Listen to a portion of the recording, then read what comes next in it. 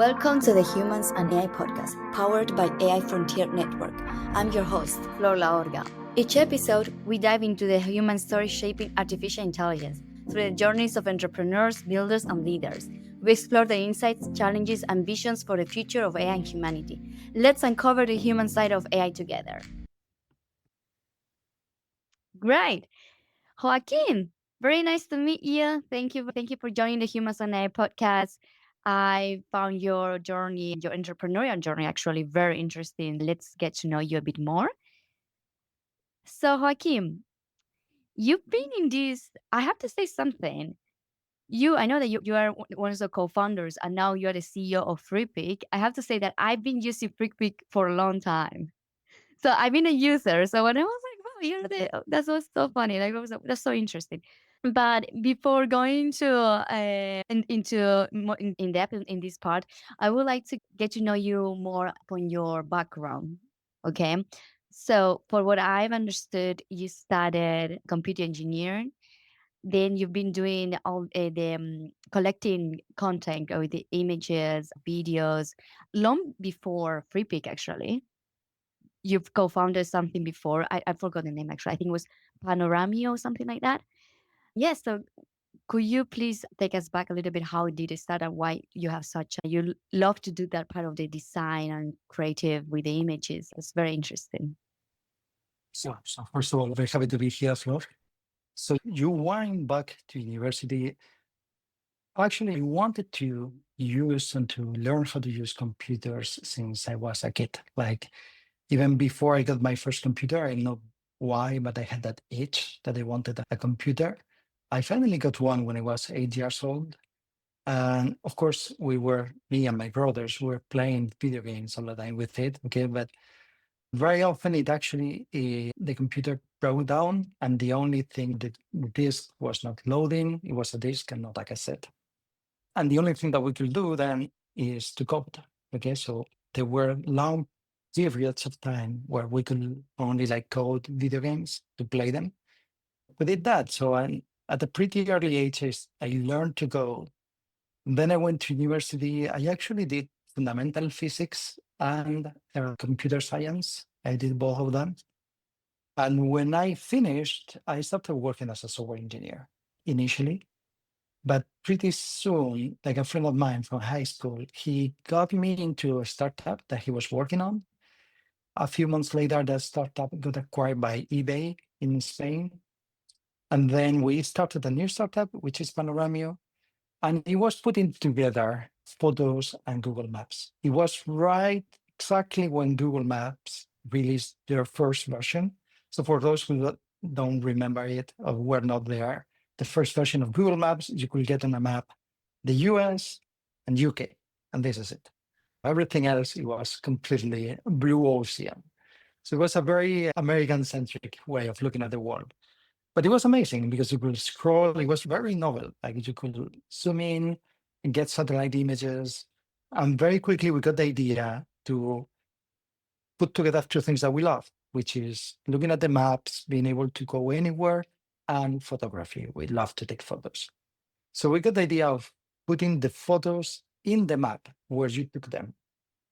And it was a way to supplement this way of traveling, virtually traveling through the world. So you could not only see the satellite image where you were, but also different photographs of the places where we had been in the past. And we opened it to anyone that wanted to contribute images, and it became very popular. And that's where Google Maps and Google Earth sourced all the photos for their products. So we got integrated in Google Earth, we got integrated in Google Maps. Google acquired our company. We were two founders and our cloud designer that we hired. The three of us, we moved to Zurich. I spent there 3 years. And then I came back to Spain because I had that itch again of creating something new. And that's when we started Freepik. Whoa, incredible story that you've been acquired for the big giants like Google. And I was like, what? What? That's well, like you guys did an impressive job, I have to say. So, talking a little bit about Freepik, you said something that I found it very interesting. You said that the decision to embrace AI as it was the most difficult but transformative moment of your career. Can you share a little bit about this? Yes, I would say before, at the beginning, my first reaction to AI, and I think many people are at this stage today, is this is not good enough. Okay. And a bit skeptical. Like I thought, okay, and it's not going to get good enough, or at least not anytime soon. Like the gap between a great image, like a great photo, and what generative models could do back in 2021, 2020, in my mind, it was just a big. I didn't thought it was going to get so much better so quickly. So initially I was a bit skeptical of the technology, but that changed when DALI 2 got out. So with DALI 2, I started to see images that already had some commercial value. And at that point, it's like, well, wait a second, this is not any longer like a lapse thing. This is something of real value right now, today. Okay. At that point, I understood that it was just going to get better and better much faster than what I initially expected. And that the whole future of the company was going to be in a different path than what I thought originally. So it was difficult because initially I didn't even knew how we were going to transform the company to travel down that path. Okay, we were pretty good at what we were doing before. Just create great content or acquire great content to give it to our users, have a great search engine, have a great web page. But what do you even need to be good at AI? I didn't even know. It's like, do we need a team of researchers? Do we need? At the end, it turned out that being able to churn a good product, being able to create a great product using AI technologies, it was pretty similar being able to do a great service using existing technologies pre-AI. Okay. And that's something that we knew how to do. So we just assume that we will get soon enough open source versions or API enabled versions of what you had on DALI 2. Okay. And pretty soon we got Stable Diffusion 1.5. We started to get more and more models. Some of them private, like Midjourney, some of them public, like Stable Diffusion. And that opened a path for us. Like we were able to take that model, Stable Diffusion, put it on Freepik, and then iterate, and then ask users what is not working. And sometimes we could not help them because it was a flaw of the model, and we could not change it. But sometimes it was in our hands. Okay, I want to store the images that I created. I want to be able to search them. I want to be able to select a different visual style for the image. And we made it transparent for them. We made it easier and easier for them. We started to iterate. And pretty soon, Freepik changed from being a library of assets to being a suite that is enabled by AI technologies to create and to edit images and videos. And that's where we are today. Yeah, because I've been using Freepik for a few years actually. I think that before all the AI that you guys made a change. So because well, it's been a global leader in stock content, and now as you say, you're using generative AI tools to create the users can create their own videos or content with the help of AI. So do you have any use cases from user that it came to you guys or feedback from any user that said, wow, this is like any story that you could share with us? From users that say this is amazing, but before AI or after AI? It can be before one example and one after. Maybe that's easier for to Oh, understand. there are many. Like the ones that I cherish the most is when people come to me telling that we actually enable their career.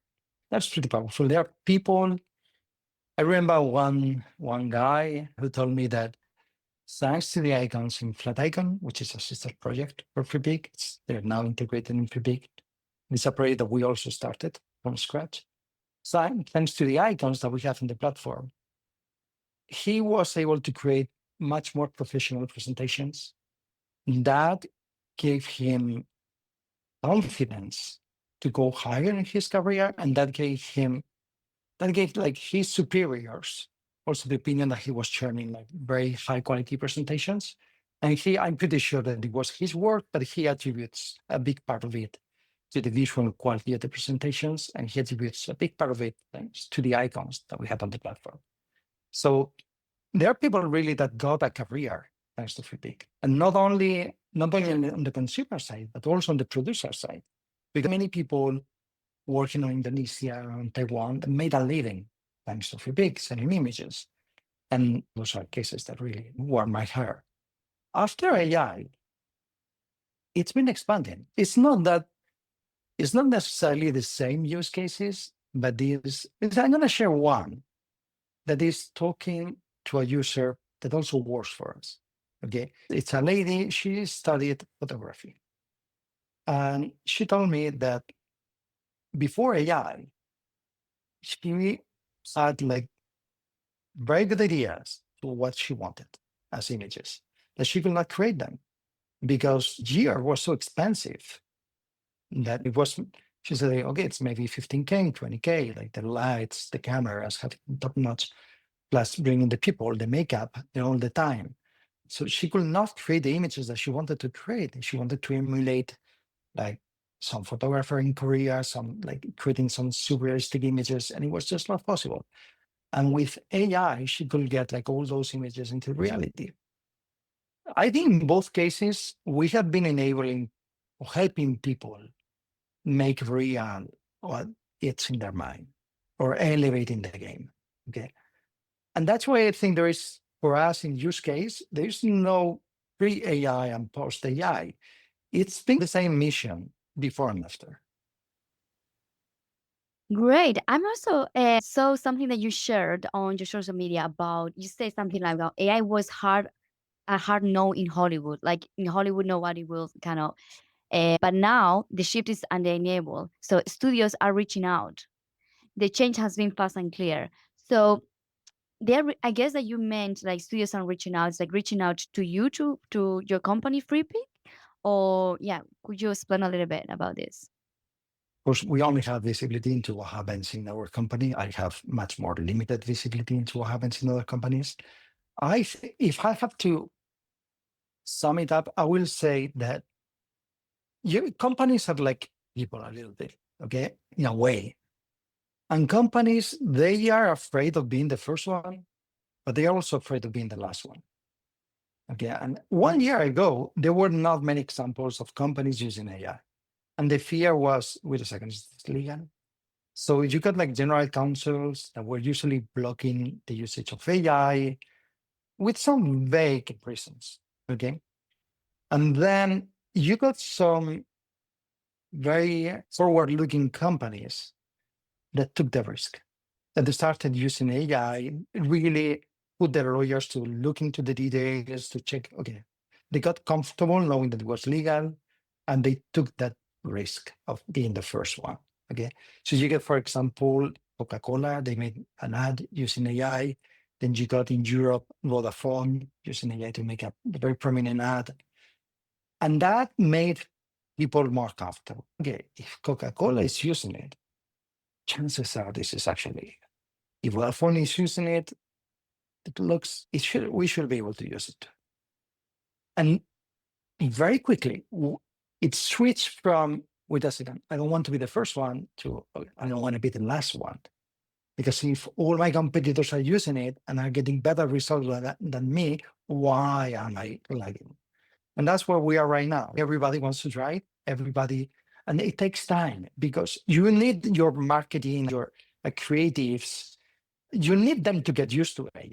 Okay, but because it has pros and cons. You need some time to learn how to use this new tool. Okay, so now we get more and more companies that are just signing up, trying it, seeing the strong points and the weaknesses, and we are helping them to move forward. Oh, yeah. So, are you a believer of AI is transforming and accelerating creativity instead of replacing? Yeah, absolutely. Listen, there is a very clear parallel with photography.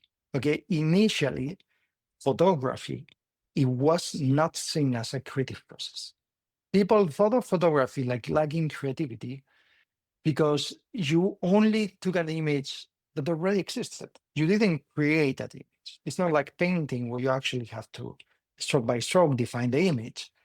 But of course, you need to take a decision into where am I going to place the camera? What do I want in my photo? What kind of angle?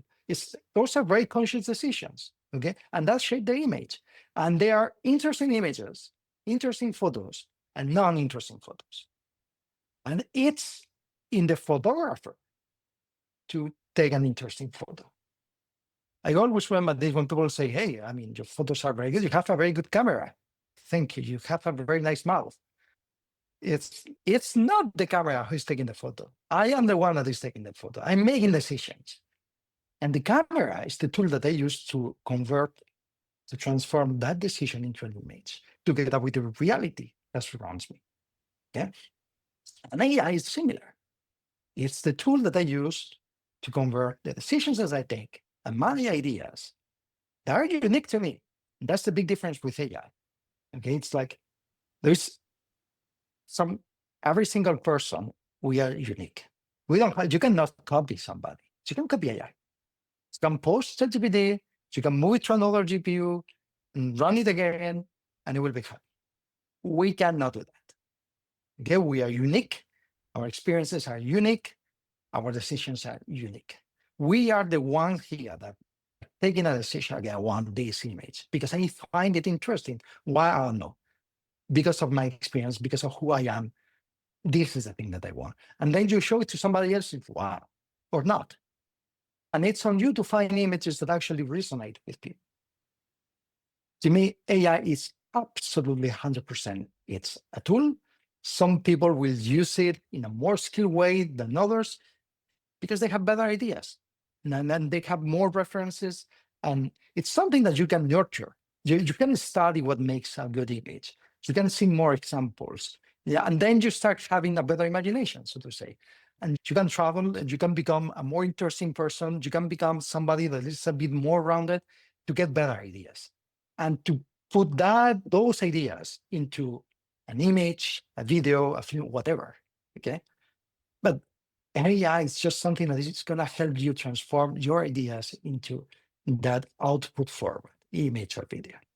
Okay. It's not more magic than that. Nice perspective.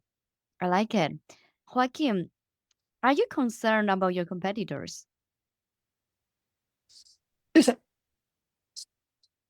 the way I see it,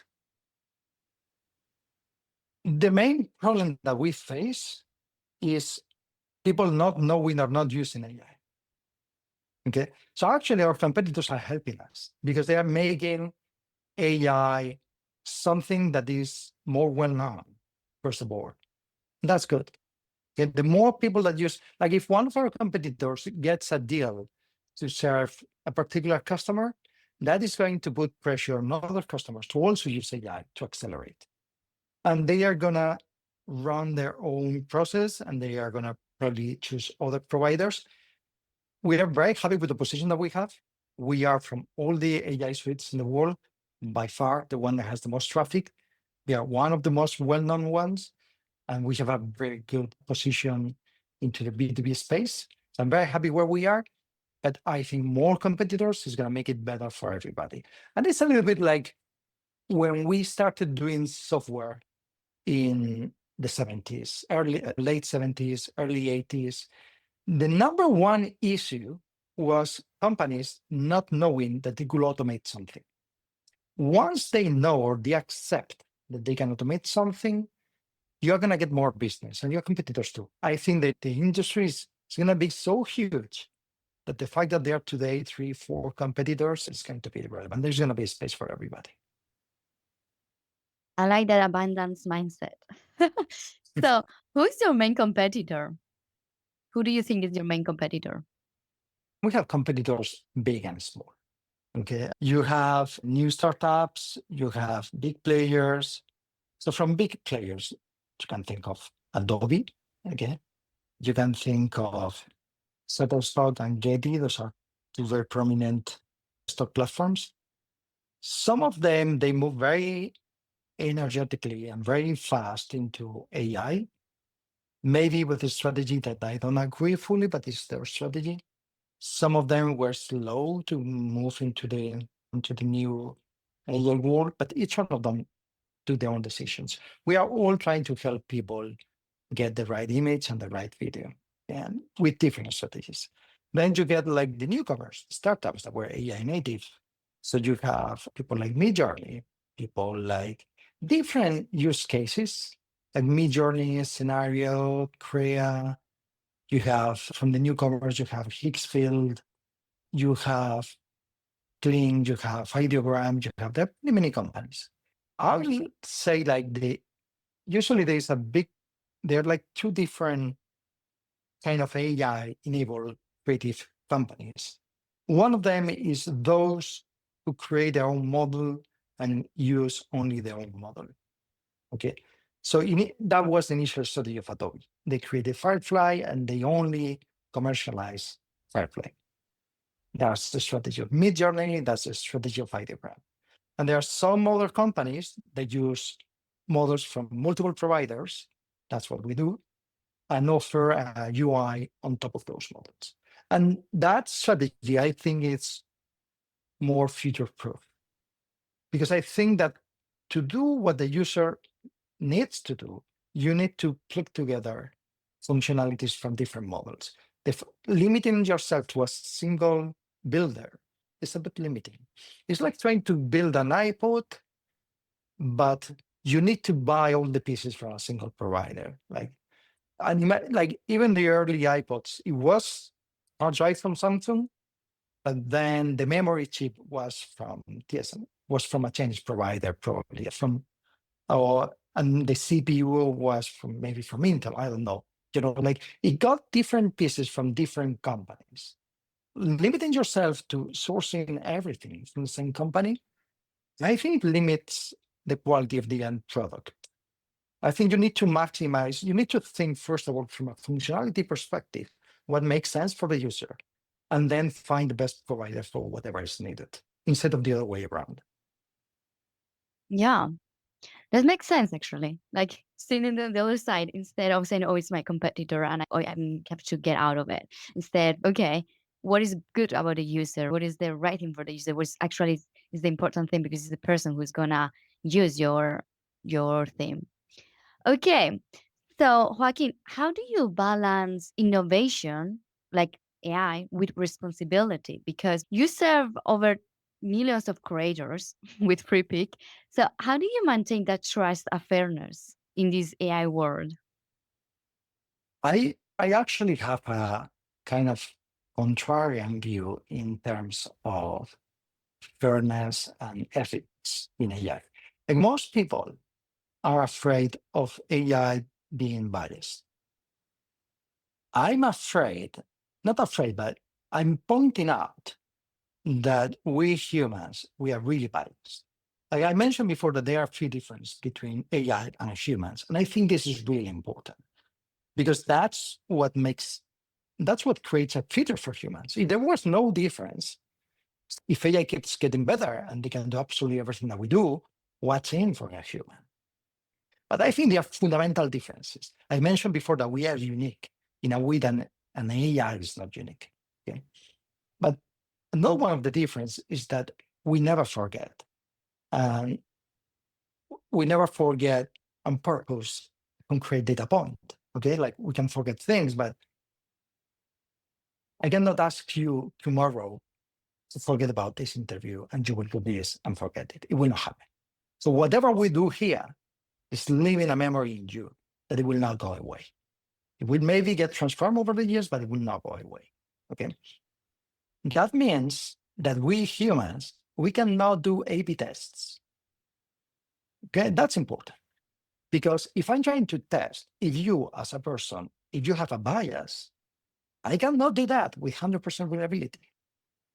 Okay. If I want to test, imagine that you're in a position of power and I want to test if you have a bias for or against a woman, just to pick an example. Okay. The only real way that I have to prove that you have a bias is to find or make up a male candidate, give it to you, says get your feedback on the candidate, and then make you forget about this male candidate and put a female candidate that is identical, but for the sex, and ask you for your opinion. Okay. And I cannot do that with a human. Immediately you will say, wait a second, this is exactly the same as before, but it's a woman now. You will smell what's going on. And I cannot do that 1,000 times. It will not work. Okay? So fundamentally, you cannot do A/B tests with humans, but you can with an AI. An AI is multimodal. It can see, it can listen, it can read, but multimodality is optional. So you can make it so that it only reads and it doesn't see. It's something that you can do with an AI. You cannot do that with a human. So you can, in fact, run A/B tests on a machine and make sure that it's non-biased. We had this issue at the very beginning that AI models were generating nude women and not nude men. It was a bias of the models because of the underlying data set that we're using. How did we find out? Because we were able to test it. How can you know that a human illustrator has a tendency to create more nude women than nude men? You cannot know. But you can find at the corpus of the work that he has created over the years, and you can measure it a little bit, and he can claim, no, that's what the client was asking. You cannot A/B test if that's true or not. Okay. But with an AI, we find out. We say, no, absolutely 100%, it's making more nude women than nude men. And subsequently, it's something that we can fix. We're going to say, okay, we need to look into the data set that is used for training the model. We need to counterweight the fact that in the data set, there are more female than men. And I'm picking a controversial example a little bit on purpose, that we understand, okay, that it's true that they are biases and they were biases, but there's a huge advantage with AI is that you can measure it and you can counterbalance it and you can make it statistically insignificant. And that's something that you cannot do with humans. So to me, in many cases, using AI is actually our best chance to get a non-biased process. Okay, very interesting actually perspective. I think it's the person I hear something like that. It's very interesting. As I know that you were kind of putting a very kind of funny example, but I think it's you say that you wanted to make it on purpose because then it's easier to understand. But yeah, I guess that with AI, it seems is a language model, right? So it's easy to measure. Way easier than with humans. It's So possible to yeah, measure. With humans, it's not really possible. And I'm sure, listen, I'm not saying that it's perfect. I'm sure we will find more cases where the AI is biased. I'm 100% convinced of that. But I'm also sure that we'll be able to fix them. While with a human, what do you do? If I'm just making it up, but if 50% of the people, 80% of the people in a country has a particular bias against particular sex or race or whatever, what are your chances? How can you fix that? It's like you have no chances at all. So you put those people with the power to make a decision, like should you get a bank credit, a bank loan, or not? If an AI is making a decision, then you can enforce fairness, and you can get pretty good. I don't know if we will get like 100% absolutely identical. It will be probably impossible to mathematically prove that it's 100% fair. I'm pretty sure you can A/B test, and I don't know what it's like 50.001% fair. And that's so much better than humans taking that decision. yeah.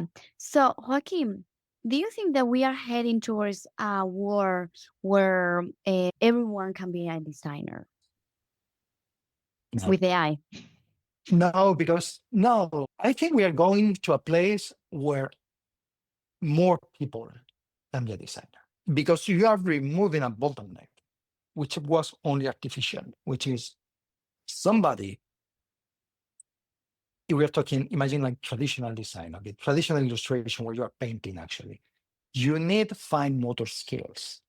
And to get those, you probably need to train for years since you're a kid to get those very good fine motor skills that makes you effortlessly get the painting that you want. Okay, almost effortless. Like we are getting rid of that bottleneck. You still need to have interesting ideas. Because I mentioned before, I think you need to be an interesting person. If you're not an interesting person, you will not get something interesting out of the door. Okay. And that creation will not interest anybody because you're not telling anything that is worth listening to. And we see that. Okay. We see many people that create what is called AI slop, like things that really is whatever. Okay. It's like you made zero effort and it shows. Okay. I have no interest in that. So I think it's actually removing a bottleneck to become a creative. I think it's good to remove that bottleneck. I think we are getting more to the pure essence of getting people that are creative and empowering them to make creative things that we find interesting. Okay, Joaquin, I've got one last question for you. You've got a great career, I have to say, to be honest. Like it's a long journey as well and very entrepreneurial and with full of experiences and skills. But do you have any advice that you could share with young entrepreneurs who wants to pivot in their career? For example, that they are like something like you did, like for example, you started with one company, right? With one small startup doing similar thing that you're doing now, but in huge scale that you've been doing in the beginning. So what would you advise to those young entrepreneurs in that position that they're starting, but they would like to pivot and scale it. And yeah, what is your biggest take of all the lessons that you've learned and so far in your entrepreneurial journey?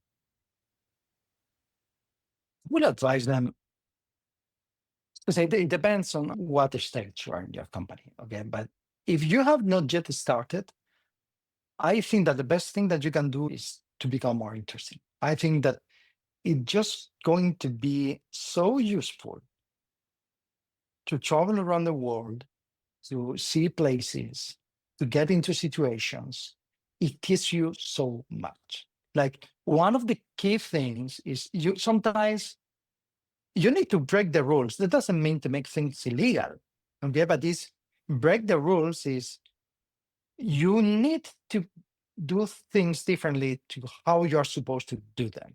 That's the basic definition of getting into a new industry. It's like you are using an angle that nobody used before. Okay. So you need to learn to skip the queue. You need to start getting more comfortable just getting out of the queue and doing things differently. And I think that's super valuable skill in life. I've Most of the entrepreneurs, the successful entrepreneurs, they were that I know, at least, they had an angle. They had something for them. They were actually interesting. They were not just following orders. Okay, they were good. They had their own initiative and they were like pursuing their own initiative. And I think that's something that you can definitely cultivate. Of course, it's different. If you already created a company, then you are at the stage where you are pouring in who you are into your company and pouring in your vision. And at that stage, it's like good luck, man. It's keep pressing. Don't. You need a weird mixture. The problem with that is that there are no fixed rules. Whatever rule I give you, at some point, it's like, no, break it and do something different. If I tell you, you need to be stubborn and just keep going, sometimes it's very useful to do that. But sometimes you actually have to change. It's like you need to realize that it's not working and you need to quickly move. Another important principle, other than be interesting, is to keep moving. I think that's another essential one is keep trying new things. When you have two choices, and one of them is just sit down and wait a little bit to see how things move, don't take that one. Take the one that involves movement, that involves you to do something. It's almost guaranteed that it's going to give you more information. It's going to teach you something. And very often it's the right answer. Thanks for listening to the Humans and AI podcast. We are here to spotlight the people making AI more human, one story at a time. See you in the next episode.